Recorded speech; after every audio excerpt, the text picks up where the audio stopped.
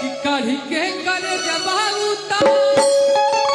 अरे ले गई छुरिया से दिल ना लगाई भूखा गोरखपुर के बुढ़िया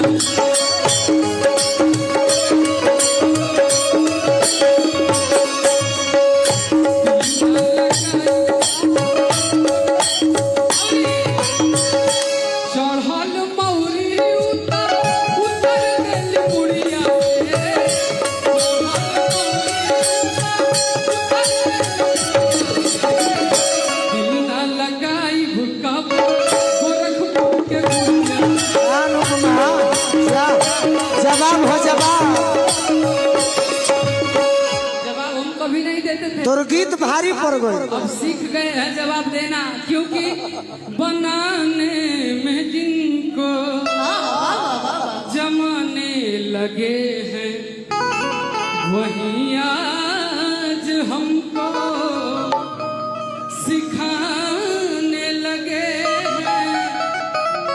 मोहब्बत तो करना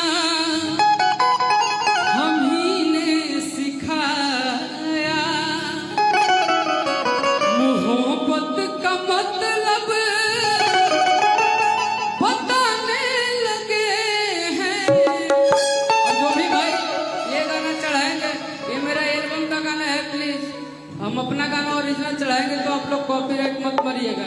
अरे कि दिल ना लगाई भूखा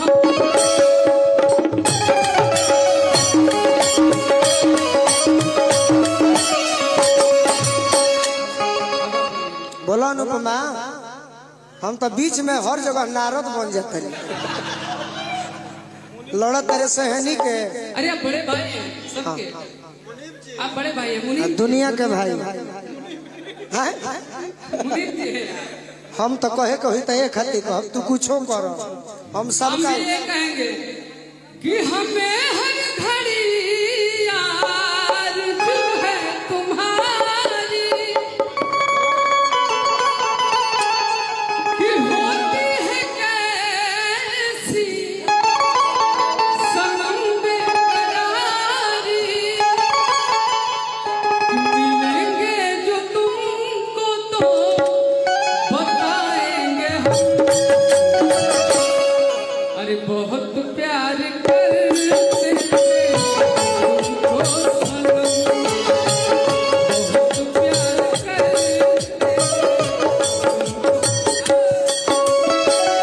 अब हमके लगा था कि दूसर के प्रोग्राम हम भारत नहीं खो जमा दिलो ये तो पंकज भैया कहते हैं आज वो प्रेम बा 5 नंबर आज के बाद केहू बुक न करिए में। हम कहा जिम करत रहे हैं बॉडी बनावे के बाद तो कहले कि यहाँ का निकल आ रहे हैं। वो हमको क्या पता था कि यहाँ लेके आ हम ना खड़ा खड़ा एक गीत सोचत रहे। देखो देखो कैमरा ऑन हो गया। हम ना खड़ा रही पंकज भैया को गीत सोचत रहे कि गावत रहला गीत तू ता आ गईला कव्वाली पे कि गावत रहला गीत तू ता आ गईला कव्वाली। सुना भूल गईला मरत रहला इहे गोरखपुर वाली पे।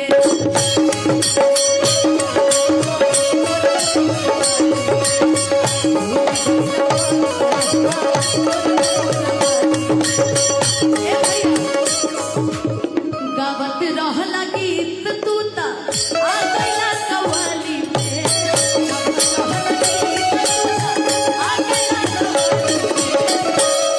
भूल गईला मरत रहला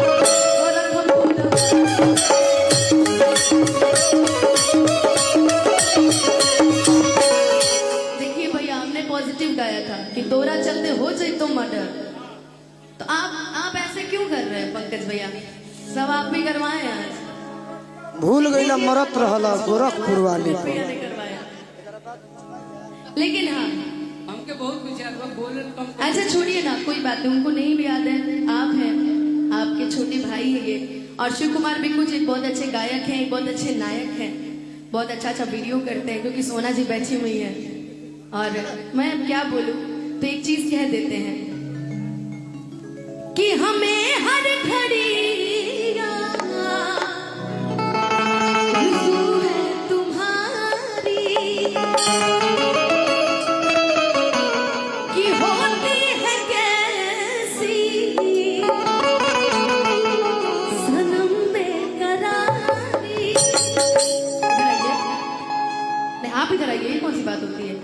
कि मिलेंगे जो तुमको तो मिलेंगे जो तुमको तो बताएंगे हम बहुत प्यार करते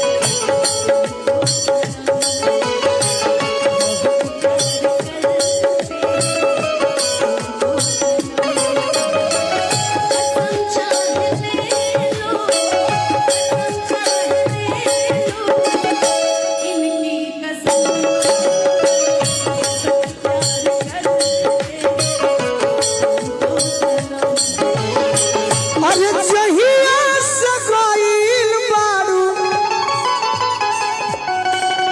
निंदियो न आवेला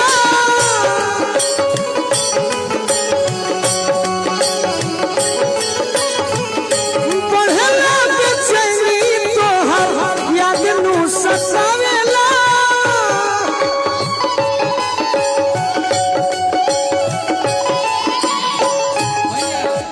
तोहरा मोहब्बत में जिंदगी खराब हो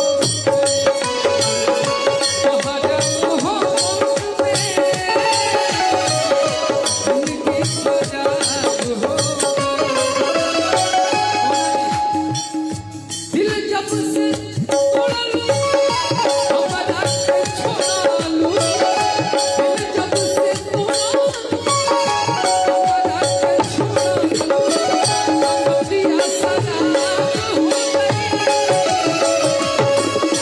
तुम्हारा मोहब्बत में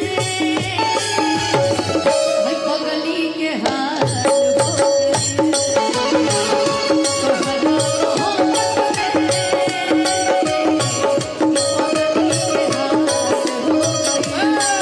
हो गए चाहे दुश्मन जमाना हमारा सलामत रहे दोस्ता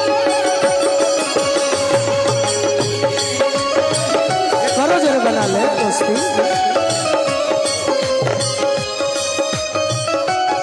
भैया नहीं बोलू